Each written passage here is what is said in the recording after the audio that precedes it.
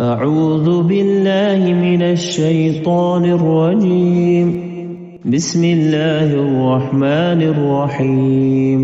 وإذا بدلنا آية مكان آية والله أعلم بما ينزل قالوا إنما أنت مفتر بل أكثرهم لا يعلمون. قل نزله روح القدس من ربك بالحق ليثبت الذين آمنوا وهدى وبشرى للمسلمين. ولقد نعلم أنهم يقولون إنما يعلمه بشر لسان الذي يلحدون إليه أعجمي وهذا لسان عربي مبين.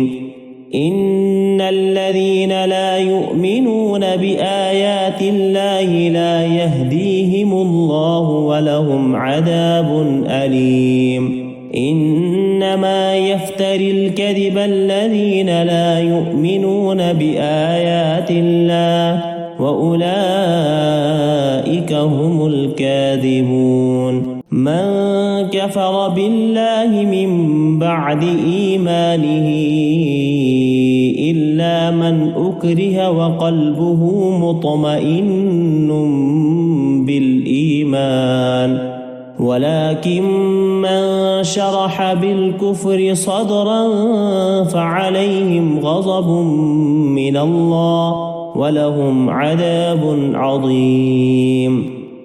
ذلك بأنهم استحبوا الحياة الدنيا على الآخرة وأن الله لا يهدي القوم الكافرين. أولئك الذين تبع الله على قلوبهم وسمعهم وأبصارهم وأولئك هم الغافلون. لا جرم أنهم في الآخرة هم الخاسرون.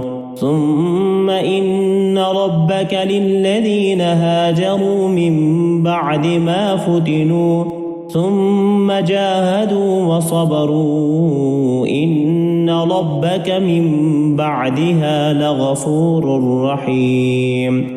صدق الله العظيم.